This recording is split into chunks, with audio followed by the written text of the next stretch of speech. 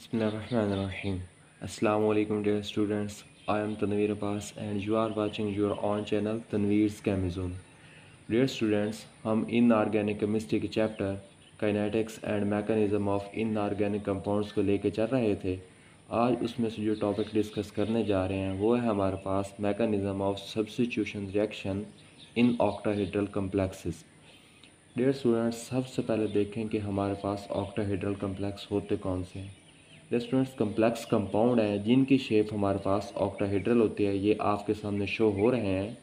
ऐसे कम्प्लेक्स जिनकी shape octahedral हो, जिनकी जियोमेट्री ऑक्टाहेड्रल हो, वो हमारे पास कम्प्लेक्स कौन से होंगे? ऑक्टाहेड्रल कम्प्लेक्स होंगे। नेक्स्ट है, इनमें सब्स्टिट्यूशन कैसे होगी? सब्स्टिट्यूशन का मीन की रिप्लेसमेंट हो जाएगी, एक ग्रुप निकलेगा वहाँ पे आके दूसरी चीज़ कोई ना कोई अटैच हो जाएगी, यानी कि एक चीज़ वहाँ से निकलेगी, दूसरी चीज़ वहाँ से ऊपर आके लग जाएगी। ये होगी हमारे पास सब्स्टिट्यूशन। अब इसके आगे चलते हैं कि कितनी टाइप्स हैं, किस तरीके से होते हैं। पहला हमारे पास there are two types of substitution reaction of complexes. दो टाइप्स हैं।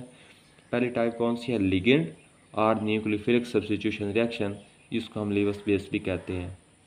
लिगेंड का मीन कि लिगेंड की हमारे पास क्या है? सब्स्टिट्यूशन होगी, लिगेंड निकलेगा और उसकी जगह पे कोई और चीज़ आके अटैच होगी। दूसरा nucleophilic. Nucleophilic mean any species that can या that have negative charge on it, जिसके ऊपर कोई नेगेटिव चार्ज होता है वो हमारे पास न्यूक्लियोफिलिक स्पीशी होती है। अच्छा, उस ऐसी स्पीशी जिसके ऊपर कोई ऐसा चीज़ जिसके ऊपर हमारे पास नेगेटिव चार्ज होगा वो आके वहाँ पे लगेगी और दूसरी चीज़ को वहाँ से निकाल देगी। इसको लीवस बेस कहते हैं। लीवस बेस का काम क्या होता है डियर स्टूडेंट्स? को इलेक्ट्रॉन पेयर डोनर होती है, इलेक्ट्रॉन पेयर डोनेट करती है। तो न्यूक्लियोफाइल भी क्या करता है, क्योंकि इसके ऊपर इलेक्ट्रॉन होंगे, इसने भी आगे क्या करना है? इलेक्ट्रॉन डोनेट करने हैं। तो ये लीवस बेस वाला काम भी करता है। देखते हैं किस तरीके से हमारे पास ये न्यूक्लियोफिलिक सब्स्टिट्यूशन होती है। ये हमारे पास एक कम्प्लेक्स कंपाउंड है जिसमें हमारे पास ये मेटल आयन है और साथ में एक लिगेंड लगा हुआ है विद कोऑर्डिनेशन नंबर 6 कि हमारे पास ऊपर से एक हमारे पास न्यूक्लियोफाइल आता है। ये एक्स जो है ये हमारे पास न्यूक्लियोफाइल है, वो इस कम्प्लेक्स कंपाउंड के ऊपर करेगा अटैक। जब इस कम्प्लेक्स के कंपाउंड के ऊपर अटैक करेगा तो यहाँ से लिगेंड को रिमूव कर देगा और खुद यहाँ पे आके अटैच हो जाएगा। किस तरीके से कि एक्स ने यहाँ पे अटैक किया, यहाँ से एल को बाहर निकाल दिया और एक्स खुद आके अटैच हो गया। इस तरीके से हमारे पास लिगेंड या nucleophilic substitution which is also called Lewis base substitution इस तरीके से होगी। नेक्स्ट हमारे पास है मेटल आयन या इलेक्ट्रोफिलिक सब्स्टिट्यूशन। इसमें अब हमारे पास क्या होगा? कोई इलेक्ट्रोफाइल आके अटैक हो जाएगा। Electrophile any species that have positive charge on it, ऐसी स्पीशीज जिसके ऊपर पॉजिटिव चार्ज होगा या फिर हमारे पास कोई मेटल आयन होगा वो आके हमारे पास ऑक्टाहेड्रल कम्प्लेक्स के ऊपर क्या करेगा? अटैक करेगा। इसको हम लीवस एसिड कहते हैं क्योंकि ये इलेक्ट्रॉन पेयर एक्सेप्टर है। वो इलेक्ट्रॉन पेयर डोनर है और ये इलेक्ट्रॉन पेयर एक्सेप्टर है। इस वजह से हम लीवस एसिड कह रहे हैं, क्योंकि लीवस एसिड भी हमारे पास क्या होती है? ऐसी species that can accept electron pair. और लीवस बेस क्या होता है? ऐसी any species that can donate electron pair. तो ये दोनों वो लीवस बेस वाला काम शो करवाता है और ये लीवस एसिड वाला। इस वजह से उनको हम लीवस एसिड और लीवस बेस कह रहे हैं। जो हमारे पास ऊपर से इलेक्ट्रोफाइल आया या मेटल आयन आया, ये क्या करेगा? ये यहाँ पे आके अटैच होगा। अब इसने क्या करना है? ये वाला जो मेटल है, क्योंकि लिगेंड की तो सब्स्टिट्यूशन नहीं होनी, ऊपर वाले में लिगेंड की सब्स्टिट्यूशन, ये वहाँ से लिगेंड रिमूव हुआ है, लेकिन यहाँ पे मेटल आयन वगैरह रिमूव होगा, उसकी सब्स्टिट्यूशन होगी। तो यहाँ से ये मेटल आयन निकल जाएगा और इसकी जगह पे ये वाली नई स्पीशीज इसके साथ अटैच हो जाएगी और आगे इस तरीके से हमारे पास एक कंप्लीट प्रोडक्ट बन जाएगा। अब जो हमारे पास ये जो हमने न्यूक्लियोफिलिक सब्स्टिट्यूशन पढ़ी है, इसके आगे फर्दर टू टाइप्स हैं। कौन कौन सी? SN1 and SN2। जो हमारे पास SN1 होती है इसको हम डिसोसिएटिव मैकेनिज़्म भी कहते हैं, डिसोसिएटिव सब्स्टिट्यूशन भी कहते हैं। और जो SN2 होती है इसको हम एसोसिएटिव मैकेनिज़्म या एसोसिएटिव सब्स्टिट्यूशन भी कहते हैं। चलते हैं देखते हैं दोनों में डिफरेंस क्या है। SN2 और SN1 में क्या डिफरेंस है, किस किस तरीके से इनकी सब्स्टिट्यूशन हो रही है। Difference between SN1 and SN2। अब इन दोनों में हमारे पास फ़र्क क्या है? SN2 है इसको हम एसोसिएटिव कह रहे हैं और SN1 है इसको हम डिसोसिएटिव कह रहे हैं। डियर स्टूडेंट्स, जो SN2 है या एसोसिएटिव सब्स्टिट्यूशन या एसोसिएटिव मैकेनिज़्म, इसमें क्या है? इट इज़ एसोसिएटिव मैकेनिज़्म या associative bimolecular reaction. Bi का मतलब होता है टू और मालिक्यूलर का मतलब मालिक्यूल्स, यानी कि ऐसा एसोसिएटिव रिएक्शन जिसमें दो मालिक्यूल टेक पार्ट कर रहे हैं। देखें डियर स्टूडेंट्स, एक मालिक्यूल हमारे पास ये है, एक कंपाउंड ये है और साथ में एक ये है, तो दो मालिक्यूल हमारे पास मिल रहे हैं, तो तभी जाके हमारे पास एक प्रोडक्ट बन रहा है। इस वजह से हम इसे बाई मालिक्यूलर कहते हैं। किस तरीके से कि हमारे पास Ml5X है प्लस Y है, तो ये Y आके यहाँ पे सब्सिट्यूट हुआ है, SN2 में यहाँ पे आके अटैच हुआ है, यहाँ पे आके लग गया। पहले कोऑर्डिनेशन नंबर 6 था, प्रोडक्ट में कोऑर्डिनेशन नंबर 7 हो गया है। रेट इसका हमारे पास क्या होगा, स्लो होगा। ठीक है डियर स्टूडेंट्स, नेक्स्ट है हमारे पास SN1। ये हमारे पास डिसोसिएटिव यूनिमालिक्यूलर रिएक्शन है, यानी कि एक ही मालिक्यूल में ये रिएक्शन परफॉर्म हो रहा है, इसके साथ कोई और मालिक्यूल अटैच नहीं हुआ, एक ही मालिक्यूल हुआ है, उसने टेक पार्ट किया और हमारे पास आगे ये हमारे पास डिसोसिएटिव स्टेप बना है। इसमें क्या हुआ है कि ये यहाँ पे देखेंगे स्टूडेंट्स, Ml5X था, Ml5 यहाँ से अलग हुआ है और X यहाँ पे अलग हुआ है। डियर स्टूडेंट्स, जो SN2 हमारे पास होता है मैकेनिज्म, या SN2 सब्स्टिट्यूशन होती है, ये सिंगल स्टेप होती है, एक ही स्टेप में ये रिएक्शन कंप्लीट हो जाता है। लेकिन जो हमारे पास डिसोसिएटिव होती है, ये हमारे पास सिंगल स्टेप नहीं होती, ये 2 स्टेप्स में जाके परफॉर्म होती है। फर्स्ट स्टेप में हमारे पास क्या होता है कि ये खुद के ब्रेक डाउन करवाता है।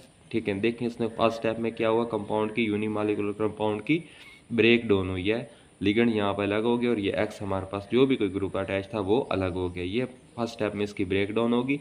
नेक्स्ट स्टेप में ये जो हमारे पास इंटरमीडिएट बना है, ये वाला इंटरमीडिएट नेक्स्ट स्टेप में जाके ये किसी के साथ अटैच करेगा तो आगे फाइनल प्रोडक्ट देगा। आई होप कि आपको यहाँ तक अच्छे से समझ आ गई होगी। वही बात जो हमने पहले की कि the breakage and formation of take place in one step. हमारे पास जो SN2 है एसोसिएटिव है, उसकी ब्रेकेज और फॉर्मेशन एक ही स्टेप में हो जाती है, यानी कि एक सिंगल रिएक्शन परफॉर्म होता है। लेकिन इसकी जो हमारे पास ब्रेकेज और फॉर्मेशन है वो 2 स्टेप में होती है। फर्स्ट स्टेप में उसकी ब्रेकेज होती है, सेकंड स्टेप में उसकी फॉर्मेशन होती है। ये उसका सेकंड स्टेप है। जो हमारे पास इंटरमीडिएट बना था उसने आगे फर्दर वाई के साथ रिएक्ट किया और ये फास्ट रिएक्शन होगा तो हमारे पास फाइनल प्रोडक्ट बन जाएगा Ml5 और इसको हम एसोसिएटिव स्टेप कहेंगे। डियर स्टूडेंट्स, हमारे पास है SN2, इसकी ज्योमेट्री ऑफ इंटरमीडिएट, इसमें जो हमारे पास इंटरमीडिएट बनता है, यानी कि प्रोडक्ट से पहले जो हमारे पास स्पीशी बनती है उसको हम क्या कहते हैं, इंटरमीडिएट। जो SN2 में इंटरमीडिएट बनता है उसकी ज्योमेट्री हमारे पास कैसे होती है, पेंटागोनल बाई पैरामिडल।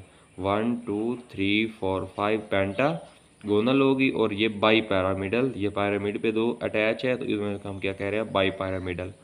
और इसकी जो हमारे पास कोऑर्डिनेशन नंबर में चेंज आता है वो क्या होता है, शुरू में इसका कोऑर्डिनेशन नंबर 6 है, फिर बाद में 7 होता है और एंड पे फिर हमारे पास क्या हो जाता है, 6 हो जाता है। ठीक है डियर स्टूडेंट्स, नेक्स्ट हमारे पास है जो SN1 है, जो हमारे पास मैकेनिज्म है SN1 सब्स्टिट्यूशन, उसमें क्या होता है, ज्योमेट्री ऑफ इंटरमीडिएट कैसे कैसे 2 तरीके से होती है, एक स्क्वायर पैरामिडल होती है और एक ट्राइगोनल बाई पैरामिडल होती है।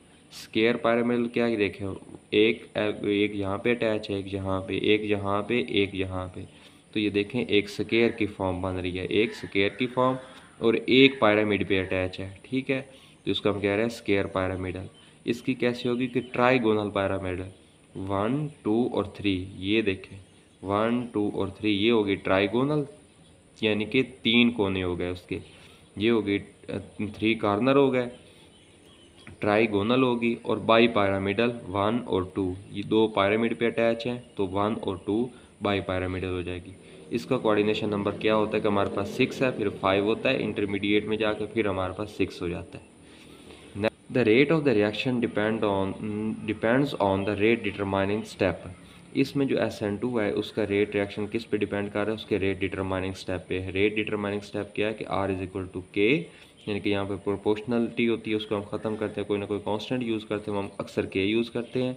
तो हमारे पास कैसे हुआ है कि हमारे पास Ml5X था और एक साथ में दूसरा मालिक्यूलर अटैच हुआ, क्योंकि हमारे पास ये बाई मालिक्यूलर है, 2 मालिक्यूल टेक पार्ट करेंगे। तो ये हमारे पास उसका रेट डिटरमाइनिंग स्टेप है। रेट डिटरमाइनिंग स्टेप से हम उसका ऑर्डर भी फाइंड कर सकते हैं, कैसे कि इसके मोल कितने हैं, 1, इसका मोल कितना है, 1, 1 + 1, इसका ऑर्डर हमारे पास कितना हो जाएगा, 2। नेक्स्ट हमारे पास है SN1, उसमें the rate of the reaction depends on rate determining step. इसमें भी रेट डिटरमाइनिंग स्टेप पे डिपेंड करता है, कैसे, लेकिन इसमें आप देखें इसमें 2 मालिक्यूल थे, वे बाई मालिक्यूलर था, ये यूनिमालिक्यूलर है, इसमें 1 मालिक्यूल टेक पार्ट कर रहा है। तो Ml5X ने पहले ख़ुद को ब्रेक किया, उसके बाद जो इंटरमीडिएट Ml5 बना उसने आगे Y के साथ रिएक्ट किया, तो Ml5Y फाइनल हमारे पास प्रोडक्ट आया था। तो ये शुरू में एक ही कंपाउंड हमारे पास टेक पार्ट कर रहा है, Ml5 ml5 में अब देखें इसका मोल कितने हैं, 1 मोल है, 1 मोल है तो हमारे पास इसका ऑर्डर कितना हो जाएगा 1। नेक्स्ट हमारे पास molecularity of this reaction is 2, यानी कि मालिकुलरिटी कितनी है, यानी कि कितने मालिक्यूल टेक पार्ट कर रहे हैं, 2, वो शुरू में हमने कह दिया था कि आर डायरेक्टली प्रोपोर्शनल होगा ml5x इंटू वाई, यानी कि 2 मालिक्यूल टेक पार्ट, जो जितना मालिक्यूल टेक पार्ट करेंगे यानी कि जितने रिएक्टेंट होंगे वो उसकी उतनी मालिकुलरिटी होगी। इसमें 2 रिएक्टेंट थे तो इसकी मालिकुलरिटी 2 होगी, इसमें 1 रिएक्टेंट था तो हमारे पास इसकी मालिकुलरिटी 1 हो जाएगी। ठीक है डियर स्टूडेंट्स, नेक्स्ट हम इनकी देखते हैं graphical representation. Graphically it is shown as SN2। अब SN2 को हम ग्राफिकली रिप्रेजेंट कर रहे हैं कैसे डियर स्टूडेंट्स, देखें वाई एक्सेस और ये हमारे पास एक्स एक्सेस, ये SN2 मैकेनिज्म परफॉर्म हो रहा है। इसमें देखें शुरू में रिएक्टेंट्स हैं, शुरू में जब ये हमारे पास एक कंपाउंड है XML5, अब देखें ये XML5 है, X को हमने थोड़ा सा इसके साथ बांड बना के थोड़ा सा दूर करके लिखा है। अब इसमें जो ऊपर से Y है वो एंटर हो रहा है, ये देखें डॉटेड लाइन है, इट्स मीन Y इसके साथ अभी अटैच हो रहा है। इसकी जो एक्टिवेशन एनर्जी है वो ये है हमारे पास, उसको इस तरीके से हमारे पास एक पीक बनती है, ये ग्राफ आएगा, फिर एनर्जी लो हो जाएगी। ठीक है डियर स्टूडेंट्स, फिर हमारे पास ऊपर क्या होगा कि नेक्स्ट इस स्टेप में हमारे पास लीव करना स्टार्ट कर देता है, ये लीव होता है और वाई इसके साथ अटैच हो जाता है, और जब ये काम होता है ये इंटरमीडिएट बनता है और फाइनल हमारे पास ये नीचे एक प्रोडक्ट यहाँ पे आ जाता है। ये रिएक्शन प्रोग्रेस हुई है। ठीक, ग्राफिकल रिप्रेजेंटेशन ऑफ SN1, इसमें क्या है हमारे पास ये SN1 मैकेनिज्म परफॉर्मर है। शुरू में हमारे पास ML5 एक कंपाउंड, ये हमारे पास इंटरमीडिएट आया है। ठीक है डियर स्टूडेंट्स, क्योंकि फाइनल प्रोडक्ट किस से बनना है, इंटरमीडिएट से बनना है, तो इंटरमीडिएट हमारे पास क्या था ML5, इसकी एक्टिवेशन एनर्जी की पीक थोड़ी सी हाई है, ये हमारे पास EM है। नेक्स्ट हमारे पास ये Y दूसरे मालिक्यूल के साथ रिएक्ट करेगा, तो यानी कि ये इंटरमीडिएट एक मालिक्यूल के साथ रिएक्ट करेगा, रिएक्ट करके हमारे पास या इसकी एनर्जी हमारे पास क्या है, इस पहले की निस्बत इसकी एनर्जी कम है, इसके साथ रिएक्ट करके हमारे पास फाइनल प्रोडक्ट आके दे देगा। डियर स्टूडेंट्स, आई होप कि आपको इस टॉपिक की अच्छे से समझ आ गई होगी। अगर इसके रिलेटेड आपका किसी भी किस्म का कोई क्वेश्चन हो तो आप कमेंट्स बॉक्स में या डिस्क्रिप्शन में दी गई ईमेल के थ्रू मुझसे कांटेक्ट करके अपना क्वेरीज अपनी या उनका आंसर ले सकते हैं। डियर स्टूडेंट्स, चैनल को सब्सक्राइब करना, वीडियो को लाइक और शेयर करना बिल्कुल ना भूलें। जज़ाकल्लाह, अल्लाह हाफिज़।